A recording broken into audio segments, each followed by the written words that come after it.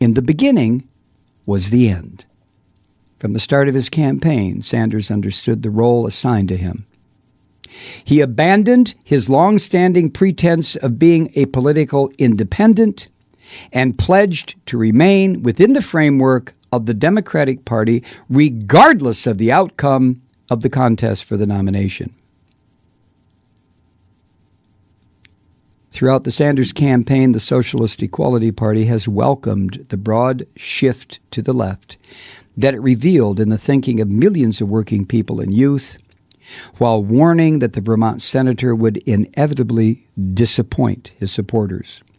We drew attention to two key aspects of the Sanders campaign: his silence on foreign policy and the growing danger of war, and his refusal to criticize the Obama administration for bailing out Wall Street and spearheading the corporate attack on the jobs and living standards of working people, beginning with the 50% wage cut imposed on new hires in the auto industry at the insistence of the White House. Tuesday's so-called unity rally with Hillary Clinton demonstrated both these tendencies. Sanders spoke for 30 minutes without ever mentioning foreign policy. Only days after Obama announced an extension of the U.S. military intervention in Afghanistan and approved the dispatch of another 560 troops to Iraq. In his tribute to Clinton, Sanders never referred to her 4-year tenure as Secretary of State, where she was consistently the most hawkish member of the Obama cabinet, instigating the U.S.-NATO war with Libya and advocating even greater U.S. intervention in the Syrian civil war. As for the Democratic Party's domestic record, Sanders praised Obama's actions during the 2008-2009 Wall Street crash. He said, quote, "I thank President Obama and Vice President Biden for their leadership in pulling us out of that terrible recession." Although Obama and Biden saved the bankers and billionaires at the expense of the working class. Similarly, Sanders hailed Clinton's agreement on several minor and meaningless changes in the Democratic Party platform on health care, student debt, and the minimum wage, claiming that the result was, quote, "the most progressive platform in the history of the Democratic Party," end quote. Sanders said that. Clinton's own remarks at the rally were equally demagogic and deceptive. She denounced so-called trickle-down supply-side economics, which were responsible for, quote, 30 years of a disastrous Republican philosophy that gave the huge breaks to those at the top, end quote. She conveniently left out that those 30 years included the 8-year administration of her own husband, who followed the dictates of the financial markets no less slavishly than the Republicans. She pledged to, quote, "open the doors to everyone who shares our progressive values," end quote, although the political careers of both Bill and Hillary Clinton have been based on moving the Democratic Party ever further to the right, abolishing welfare, promoting harsh policing and mass imprisonment, deregulating the banks, and generally distancing the Democrats from any association with policies of liberal reform.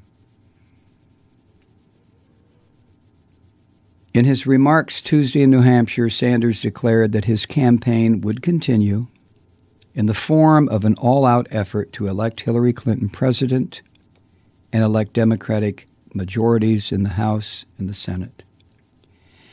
To call such an outcome a, quote, political revolution, end quote, is, to say the least, a cynical fraud.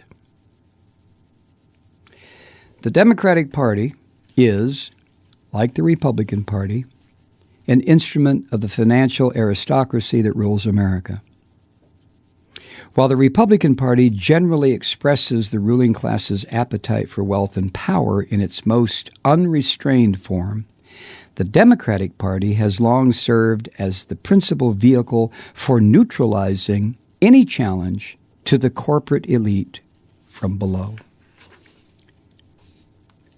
Despite the best efforts of the media, the Democratic Party, and the political establishment as a whole, including Sanders himself, the social and economic opposition that found an initial expression in support for his campaign will not disappear.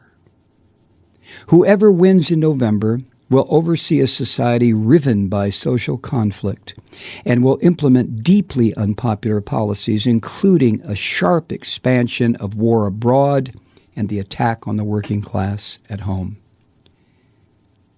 Workers and young people attracted to the Sanders campaign must draw the necessary conclusions. The Democratic Party cannot be transformed, and capitalism cannot be reformed. A leadership must be built to unite the developing struggles of the working class in a revolutionary movement against the corporate and financial elite and the profit system they defend.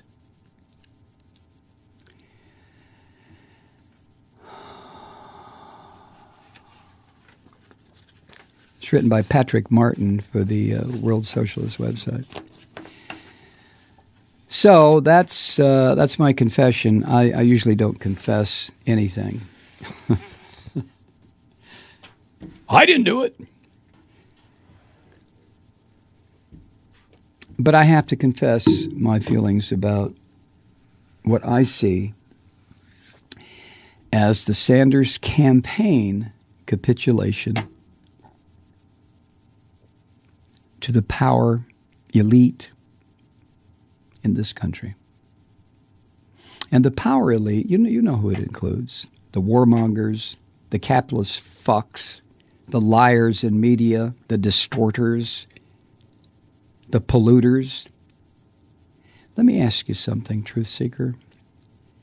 Do you believe that a Clinton presidency or a Trump presidency will do anything to address the most critical, crucial, almost overwhelming issue facing all of us, and that is anthropogenic climate disruption? Do you think? I mean, think about it for a second. Because in order to address that issue, you have to be, by definition of addressing the issue, anti-capitalist. You can't do it both ways. You can't be pro-capitalist and pro-save the planet. It is an impossibility. You know that. I know that. So, do you think Bernie Sanders thought that? Do you think Sanders thought for one fucking minute that the Democratic Party, being led by Hillary Clinton, would do anything to stop climate change, to arrest it, to slow it down, to give our technocrats a chance to figure out a way to survive? Do you think Sanders thought that Hillary Clinton would do that?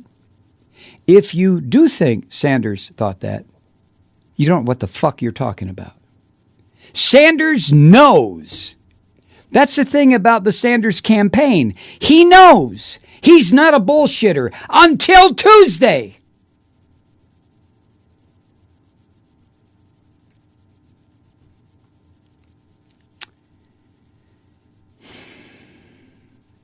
Now I'll wait for the emails and the bullshit to flood in. Malloy, how could you do it? How could you turn against Bernie Sanders? I didn't turn against Bernie Sanders. Bernie Sanders turned against me. And if you're a Sanders supporter, against you. He didn't have to endorse Clinton. He didn't. He didn't have to call her the most qualified, whatever the fuck he said. He didn't have to say that a Clinton administration would be the most progressive in ever in the U.S.? He didn't have to go that far, and I didn't think he would. The first 20 minutes of his endorsement was talking about what his campaign did, and then he just turned away from it. 12 million, 11 million voters. They won 22 states. We have whatever the fuck he said. It sounded like he was going to turn to Clinton and say, and therefore, Madam Secretary, fuck you.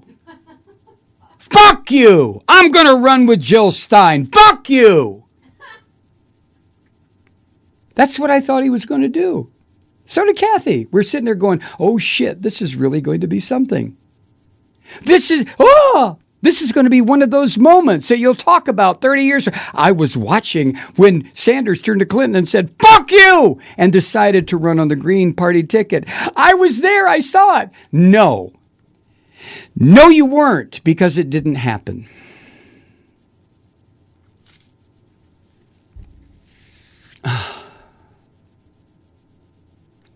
Fool me once, shame on you.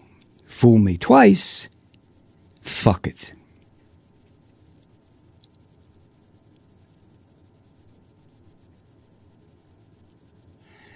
Can you give me a little break here, Catherine?